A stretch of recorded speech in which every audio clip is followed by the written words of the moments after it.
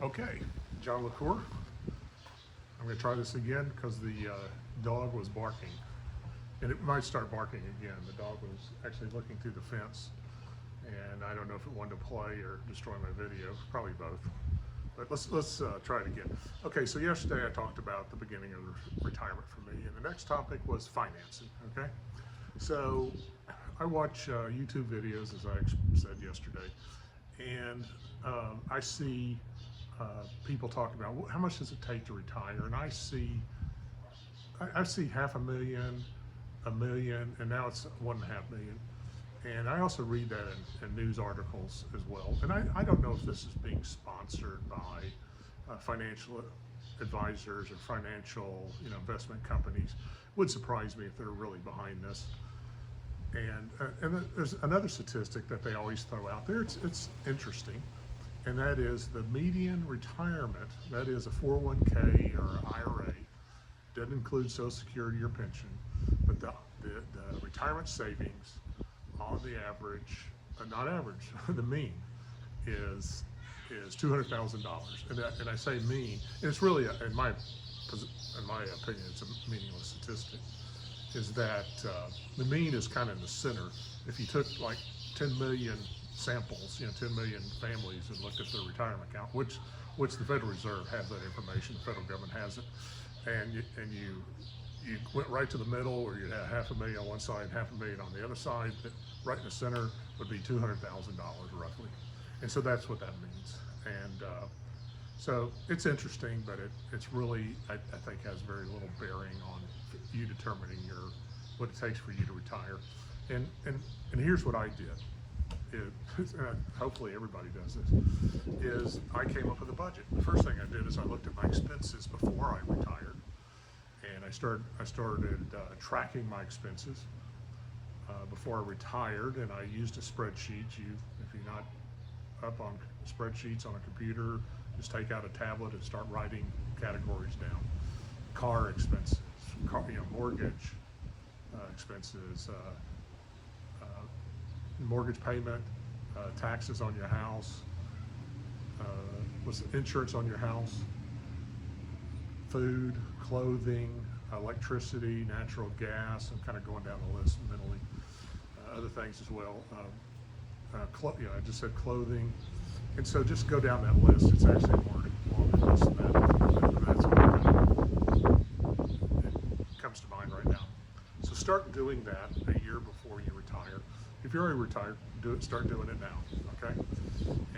And start looking and tracking how much money you're spending each month. And then when you retire, and all of a sudden you're living off your Social Security, like I am, you're living off your pension, which I really don't have a corporate pension or government pension, never worked for the government, but I do have my 401k, okay? And it's actually earning interest, and I think tomorrow I'm going to talk about how I invest my 401k, and I'm not an investment genius, believe me. So we'll talk about that tomorrow.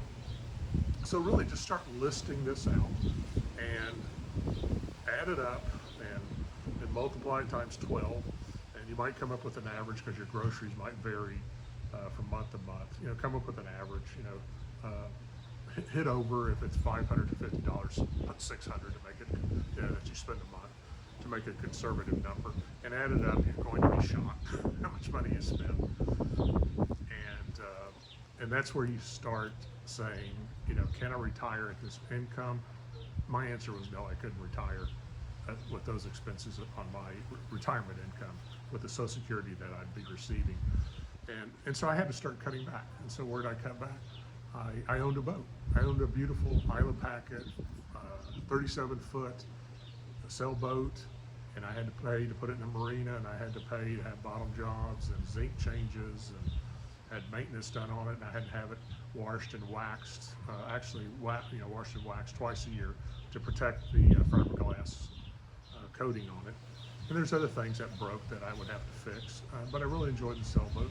But I knew as I'm getting older that the sailboat takes a lot of physical effort, and I was getting older, and I knew there's probably some point that it wasn't going to be a pleasure anymore. It was going to be more work than it was pleasure. And again, it was a big expense, so the sailboat's gone. spare money I use, I go on cruises, and it's a lot cheaper to go on a cruise. My room's paid for, they clean up the room, they have food on there for all 7 days that I'm on the cruise, and I just sit there and relax and watch the blue water and go to the beaches when they make certain ports. And so that's kind of how I replaced my sailboat. But there's other things that I had to cut. I cut back on the food that I eat. I cut back on restaurants. There's one right back there. Is I went out to eat less. Okay, so what I did is I worked to get my expenses down. Another major expense I did, I moved into a smaller house. The house I had before was a long time ago was like 3,600 square feet, and then I moved into an apartment. I sold the house, moved into an apartment because I had the sailboat right next to where my apartment was. It was real convenient to go sailing. But what I realized, I could buy a small house, and it'd be cheaper than the apartment. And plus, I'm building equity in the house, and in an apartment, you're flushing it down the drain. You'll never see it again, and you can't deduct any of the taxes that is paid by the apartment complex. So that's, I scaled down my house, and I sold the boat, and I paid off my car. I kind of paid extra till it's paid off, and I have a Toyota RAV4 that has 171,000 miles now on it, and I really work meticulously to keep that baby maintained, because RAV4s, they can go at least 200,000 miles, and if you really maintain them good, you'll get 300,000 to 400,000 miles out of those cars. And so that's why I bought the RAV4, and I really take care of it with oil changes, the coolant, refrigerant changes at the appropriate time, tire rotations, things that make tires last longer. So how much is it going to cost you to retire? You can figure it out yourself, and you got to start figuring out what you're going to cut to get into that box of retirement. Another question you have to ask, or I have to ask myself, is how long am I going to live? I have no idea. I really take care of my health. I go to the doctor. I take my medication. I'm on high blood pressure medication. I have hypertension, which makes my heart beat faster. And so I take medication. It slows my heart down, and so that's good. And of course, I'm retired, so the stress is gone, and I get a lot more sleep, and so that's going to extend my life there. So I figured, now I'm traveling. I'm retired. I'm traveling. I really watch my expenses when I'm traveling. I look for deals now that I'm flexible, on the cruise ships. I look for deals. You'll find good deals after Christmas in January, when people are kind of spent out of their money and going back to work, and their cruises are still running in January and February. And you can find fairly good deals there during that time I have. And so that's when I go on cruises. And then when I get on there, I try to minimize my excursion expenses. I don't buy the beverage package. I don't go to the restaurants and pay for the restaurants. So that's how I cut my expenses, and I enjoy a cruise, and just sit there and listen to music and watch the water, and maybe go to the formal dining room, go to watch music within the cruise boat. It doesn't cost you a dime. It costs you a dime because you got to pay for the cruise, but it's not extra. Okay, so that's how you just need to budget it, and you need to look at it and figure out what has value to you and what does not have value. And a lot of people don't do that because they don't want to see the answer. They want to continue their lifestyle of going out to eat, going to the mall, or going shopping, or Amazon.com, and compulsive spending. They don't want to stop that. And you have to come to the reality and say you got to stop that and look for other ways that are cheaper where you get the same pleasure, but you're not spending the money. And one thing I've done as far as restaurants go, I cook steaks at home. I love the pho bo, Vietnamese soup. I make it at home now. I make fajitas at home. Okay, so I don't go out to buy fajitas. It's a very rare, the pho I cook here.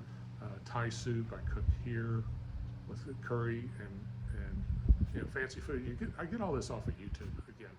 I told you I'm kind of a YouTube fanatic, but that's really my source of recipes, all types of recipes, all over the world. Thai, Vietnamese, Chinese, Middle Eastern, Mediterranean. I make a lot of that food at home, and it's really a pleasure. I got time to do it, and my family likes it, my wife likes it, and so that's how I get my expenses down, and I actually have fun doing that. And so I hope that helps. I'm going to add one more thing to this. Is supporting adult children, okay?